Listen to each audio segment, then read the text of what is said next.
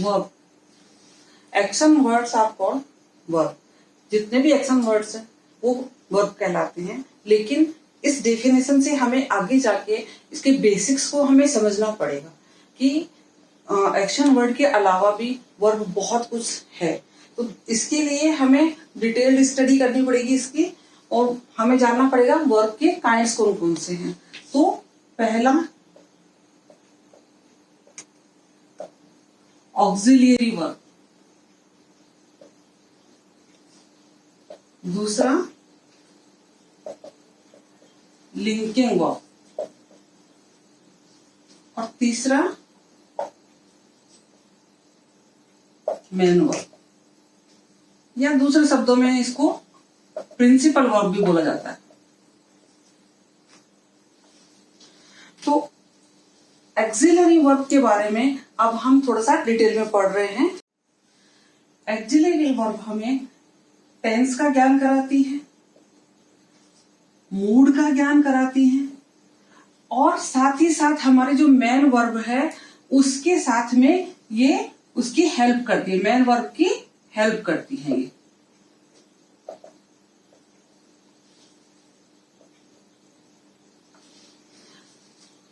तो axillary verb कौन कौन सी होती है ये चीज हमें देखनी है।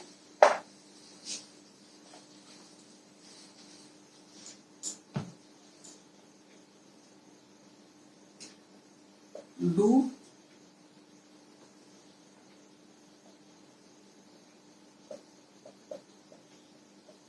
हैव,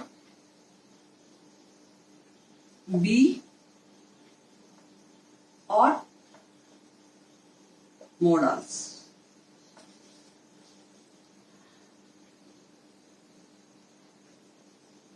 आपने देखा डू, डज और डिड। डू के 3 रूप हैं। प्लूरल में डू आएगा, सिंगुलर में डज आएगा, और पास्ट टेंस में डिड आएगा। कहां कहां में लेते हैं ये हम? सेंटेंस को नेगेटिव या इंट्रोगेटिव बनाने के लिए। सेंटेंस को नेगेटिव या इंट्रोगेटिव बनाने के लिए हम डू काम में लेते हैं। एक बात और ध्यान रखना, डू हेल्पिंग वर्ब है, एक्सिलरी वर्ब है। एक्सिलरी वर्ब का दूसरा नाम हेल्पिंग वर्ब भी है। डू हेल्पिंग वर्ब है, बट डू एक मेन वर्ब भी है, और तब इसकी फॉर्म भी बनती है, वो हम थोड़ा सा आगे बढ़ेंगे तब पढ़ेंगे। हैव,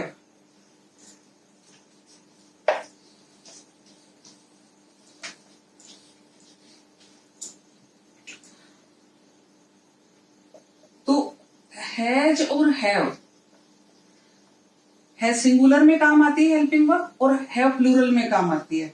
और हैड इसका पास्ट टेंस, जब पास्ट टेंस की बात होती है और हमें हेल्पिंग वर्ब की जरूरत पड़ती है तो हम इसका हैड रूप काम में लेते हैं। अब आगे बढ़ते हैं बी के साथ। बहुत दफा एग्जाम में फिल इन द ब्लैंक्स के बाद में ब्रैकेट में बी डाल दिया जाता है, और ये समझ में नहीं आता बहुत सारे बच्चों को कि अब भरना क्या है, करना क्या है। तो हम ये देखते हैं कि बी के जो रूप हैं वो हैं इज, एम और आर। ये कौन सी फॉर्म है? Present form.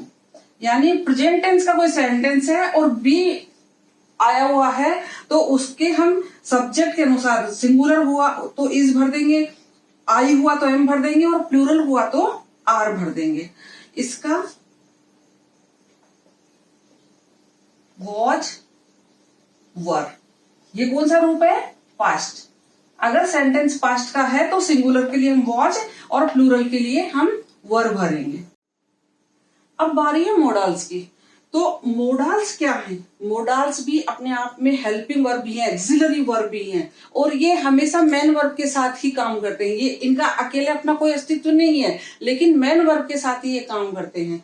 और जैसे डू जो है, डू है, हैव है, ये हमें टेंस का ज्ञान कराते हैं। जैसे इज आर एम हमें टेंस का ज्ञान कराते हैं, ऐसे ही मोडाल्स हमें मूड का ज्ञान कराते हैं। हमारे भावों को अभिव्यक्त करने के लिए हमें मोडाल्स की जरूरत पड़ती है।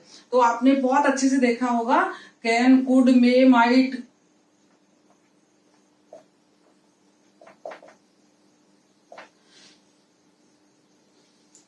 विल, शैल,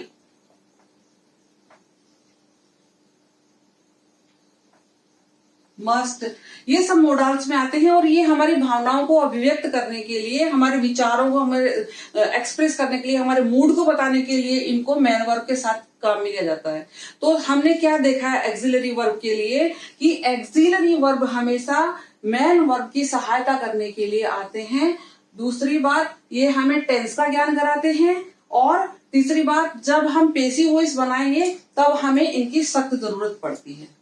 लिंकिंग वर्ब, बहुत छोटी सी जानकारी इसके बारे में है, ज्यादा नहीं है, लेकिन फिर भी जानना बहुत जरूरी होता है। हर चीज को जानना चाहिए। जब हम बेसिक पढ़ रहे हैं तो बेसिक क्लियर करना चाहिए हमें अपना। तो लिंकिंग वर्ब क्या है? लिंकिंग वर्ब वो वर्ब है जिनका सही अर्थ जानने के लिए हमें किसी और दूसरे शब्द की जरूरत पड़ती है। जिनका सही अर्थ जानने के लिए हमें एक और शब्द की जरूरत पड़ती है। इसको हम सिर्फ एग्जाम्पल से समझ पाएंगे। जैसे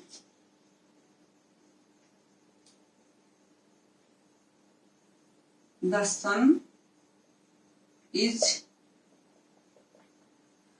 अब ये तो हो गया सब्जेक्ट यहां पे और ये हो गई वर्ब, द सन इज। तो द सन इज का क्या सेंस निकला? कुछ सेंस नहीं निकला। यहाँ पर सूर्य है तो कोई मतलब ही नहीं निकला इस वक्त। सूर्य है, क्या है? सूर्य है। तो क्या कहना चाह रहे हैं हम सूर्य के बारे में? ये वर्ब क्या बताना चाह रही है सूर्य के बारे में? वो चीज हम यहाँ पर आगे लिखेंगे तभी इसका मीनिंग निकलेगा कुछ। द सन इज हॉट, यानी सूर्य है। क्या है? सूर्य हॉट है। तो इस वर्ब का अर्थ निकालने के लिए हमें एक और वर्ड की जरूरत पड़ी। तो इसलिए इसको लिंकिंग वर्ब कहा जा रहा है कि ये लिंक बनाती है इसके और इसके बीच में, सब्जेक्ट के बीच में और इस सब्जेक्ट के एडजेक्टिव के बीच में ये लिंक बनाती है। इसलिए इनको लिंकिंग वर्ब कहा जाता है। एक और एग्जांपल हम देखते हैं। सी लुक्स, वह दिखती है। क्या दिखती है? तो आगे जब तक हम आगे वाला वर्ड नहीं लिख देंगे तब तक इसका कोई, ना इस सब्जेक्ट का कोई मतलब निकलेगा ना इस वर्ब का कोई मतलब निकलेगा। ये सेंटेंस ही अधूरा है अपने आप में। तो हमें इसके लिए एक वर्ड यूज करना पड़ेगा कि वो क्या दिखती है। सैड दिखती है कि हैप्पी दिखती है कि ब्यूटीफुल दिखती है कि अगली दिखती है, क्या दिखती है? तो सी लुक्स हैप्पी।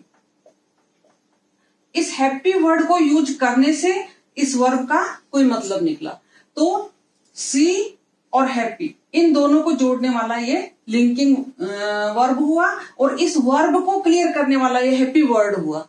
थोड़ा सा टिपिकल लग रहा होगा समझने में कि ये क्या, लेकिन जब सही अर्थ नहीं निकले और उसको निकालने के लिए हमें एक नया शब्द यूज करना पड़े तो वहां पर वर्ब ना एक्सिलरी होती है ना ही वहां पर वो वर्ब मैन कहलाती है, वो लिंकिंग वर्ब कहलाती है। अब लिंकिंग वर्ब जो है वो भी दो टाइप के होते हैं। एक तो सब्जेक्टिव कॉम्प्लीमेंट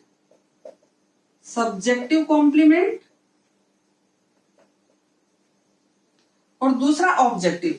तो यहां पर जो ये वर्ड है होट, ये किसके लिए आ रहा है? सब्जेक्ट के लिए। और हैप्पी किसके लिए आ रहा है? सी के लिए। तो ये जो एग्जाम्पल है ये सब्जेक्टिव कॉम्प्लीमेंट की एग्जाम्पल है। अब हम दूसरा एग्जाम्पल देखते हैं ऑब्जेक्टिव कॉम्प्लीमेंट का।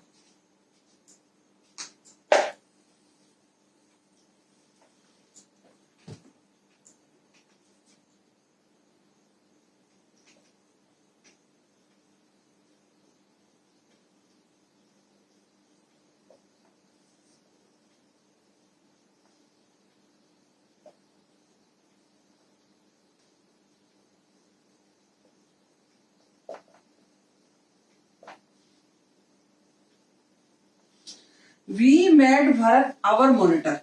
अब ये सब्जेक्ट है, ये वर्ब है, ये ऑब्जेक्ट है। यहां तक तीन चीजें आ गई। वी मेड भरत, हमने भरत को बनाया, लेकिन क्या बनाया इसके बारे में तो हमें कुछ पता ही नहीं है ना। तो यहां पर बनाया शब्द को क्लियर ही नहीं हुआ ना कि क्या बनाया आपने। तो हमने उसको बनाया आवर मॉनिटर। तो ये आवर मॉनिटर किसको बनाया? भरत को। तो ये क्या हुआ? Objective complement. यानी ये जो वर्ब है मैड, इसका अर्थ निकला आवर मॉनिटर के साथ में, और आवर मॉनिटर किसके लिए आया? ऑब्जेक्ट के लिए, इसलिए ये ऑब्जेक्टिव कॉम्प्लीमेंट हुआ। तो थर्ड टाइप्स ऑफ वर्ब है मेन वर्ब्स, प्रिंसिपल वर्ब्स। जो हम लोग डेफिनेशन पढ़ते हैं, action verbs are called main verbs, वो अक्सर इन पे लागू होता है। इन वर्ब्स में ही एक्शंस बताया जाता है। इन वर्ब को अच्छे से समझने के लिए हमें इनका क्लासिफिकेशन करना पड़ेगा अलग अलग। जैसे एक तो हमें फॉर्म्स पढ़नी पड़ेंगे इनके लिए, सबसे पहले इसको जानना पड़ेगा कि फॉर्म्स क्या है, क्यों है, किस लिए काम आती हैं। तो जब भी हमें कोई टेंस पढ़ना होता है, टेंस की जानकारी मिलती है, वो सब इन फॉर्म से मिलती है। इस सेंटेंस में प्रेजेंट टेंस आया है, इसमें फ्यूचर टेंस आया है, इसमें पास्ट टेंस आया है, तो वो सब हमें वर्ब की फॉर्म से ही जानकारी मिलती है। तो सबको आपको मालूम है कि first form, second form, third form और फोर्थ फॉर्म होती है वर्ब की। तो इन फॉर्म से ही हमें टेंसेस का पता पड़ता है। दूसरी बात, ये फॉर्म्स हमें पैसिव वॉइस पढ़ने में काम आती है, यही फॉर्म्स हमें नरेशन में काम आएंगी आगे। दूसरी जो चीज है मेन वर्ब्स को लेकर, वो है ट्रांजिटिव और इंट्रांजिटिव और ट्रांजिटिव वर्ब्स। क्या होता है ट्रांजिटिव इंट्रांजिटिव? जो हिंदी में हम पढ़ते हैं अकर्मक और सकर्मक क्रियाएं, वो ट्रांजिटिव इंट्रांजिटिव वर्ब कहलाती हैं। जिस वर्ब का ऑब्जेक्ट होता है वो ट्रांजिटिव कहलाती है, जिसका ऑब्जेक्ट नहीं होता है वो इंट्रांजिटिव कहलाती है। इसको हम एक छोटे से एग्जाम्पल से देखते हैं।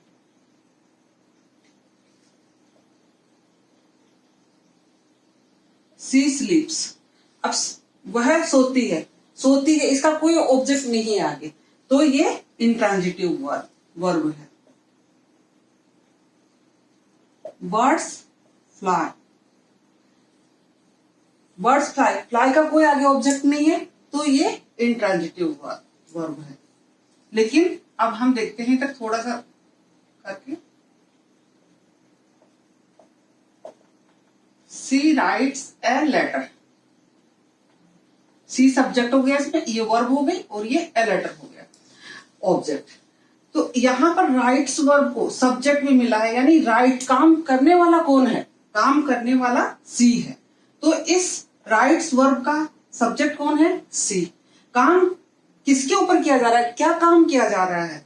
ए लेटर। क्या लिखा जा रहा है? A letter. तो इस वर्ब का ऑब्जेक्ट क्या है? A letter.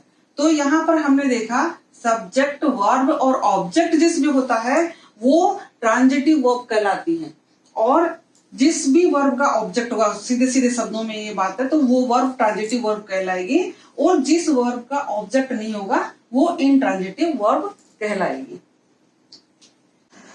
इस वीडियो में हमने वर्ब का बेसिक पढ़ा। हमने जाना कि वर्ब के 3 काइंड्स होती हैं, एक्सिलरी वर्ब्स, लिंकिंग वर्ब और मेन वर्ब। मेन वर्ब में हमने ये देखा कि वर्ब की first form, second form, third form और फोर्थ फॉर्म, ऐसे इस प्रकार से फॉर्म्स होती हैं।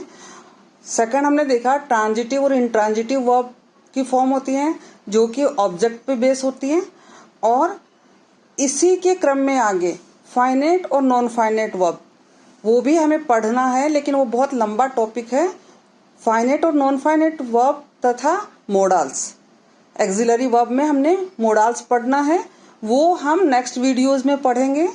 तो अगर आपको मेरा ये वीडियो पसंद आया हो तो प्लीज़ इसको लाइक करें, शेयर करें और मेरे चैनल को सब्सक्राइब करें।